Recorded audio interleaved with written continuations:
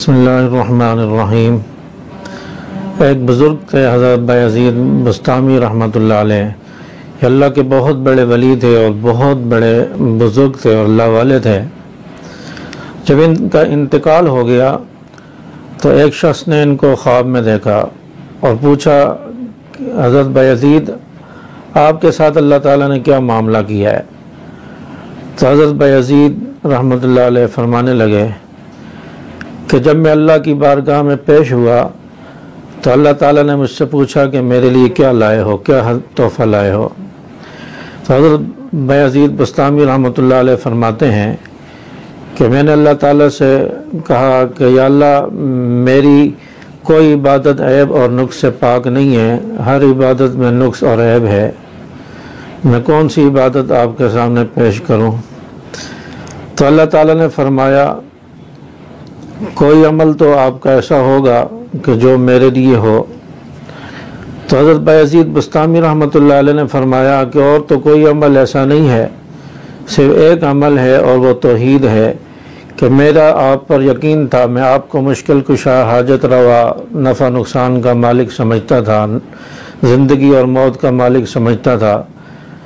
تو یہ میری توحید ہے، یہ میں آپ کی بارگاہ میں پیش کرنا چاہتا ہوں۔ تو اللہ تعالیٰ نے فرمایا کہ بایزید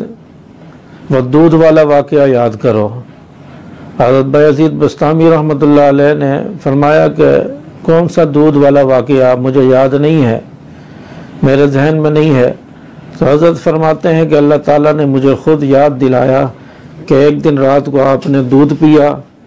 اور دودھ پینے کے بعد آپ کے پیٹ میں مروڑ ہوا، درد ہوا،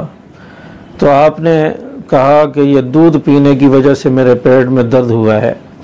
تو یہ تو آپ نے شرک کیا ہے،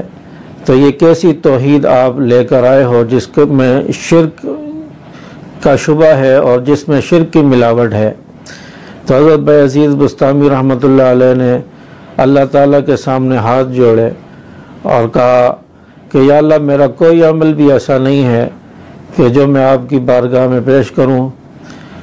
یا اللہ تو اپنے فضل سے، اپنی رحمت سے مجھے معاف کر دے اور اپنے فضل سے مجھے جنت میں بھیج دے۔ تو اتنے بڑے بزرگ ہو کر، اتنے بڑے اللہ کے ولی ہو کر وہ یہ بات کہہ رہے ہیں کہ میرے پاس کوئی ایسا عمل نہیں ہے جس کی وجہ سے میں جنت میں چلا جاؤں اور اللہ کے فضل سے جاؤں گا۔ تو اس واقعے سے ہمیں یہ سبق ملتا ہے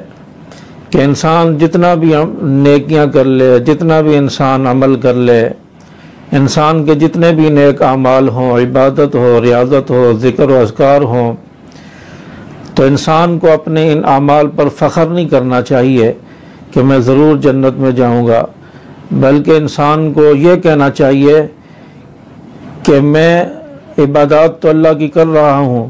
لیکن جنت میں اگر میں جاؤں گا تو اللہ کے فضل سے جاؤں گا، اللہ کا فضل ہوگا تو میں جنت میں جاؤں گا۔ تو انسان پر اللہ کا فضل بھی اس وقت ہوگا جب انسان اللہ کی عبادت کرے گا، اللہ کی عبادت کی وجہ سے انسان پر اللہ کا فضل ہوگا۔ تو اس لیے انسان عبادت کرتا رہے اور امید رکھے کہ اللہ تعالیٰ مجھے جنت میں بھیجیں گے۔ اور دوسری بات اس واقعے سے یہ پتہ چلی کہ اللہ تعالیٰ کی توحید یہ ہے کہ انسان نفع نقصان، زندگی اور موت کا مالک اللہ کو سمجھے اور کسی چیز کو نہ سمجھے۔ آج جو کرونا وائرس پھیلا ہوا ہے اس کو لوگوں نے زندگی اور موت کا ذریعہ سمجھ لیا ہے۔ کرونا وائرس میں اگر اللہ تعالیٰ نے ہمارے لیے موت رکھی ہوگی تو ہم جتنی احتیاط کر لیں، جتنا چھپ لیں، جتنا گھر میں بیٹھ جائیں، تو اللہ تعالیٰ نے اگر ہماری موت وائرس سے رکھی ہوگی تو موت آ جائے گی۔ اگر اللہ تعالیٰ نے وائرس میں موت نہیں رکھی تو ہم جتنا باہر گھومیں، جو کچھ کریں، موت اگر اللہ نے نہیں رکھی تو نہیں آئے گی۔ تو یہ انسان کا اللہ پر کامل یقین ہونا چاہیے، زندگی اور موت کا مالک اللہ کو سمجھنا چاہیے، اور دنیا کی کوئی چیز، کوئی بیماری، کوئی کھانے کی چیز ہو یا وائرس ہو، وہ زندگی اور موت کا مالک نہیں ہے، بلکہ زندگی اور موت کی مالک جو ذات ہے وہ اللہ کی ذات ہے۔ یہ توحید ہونی چاہیے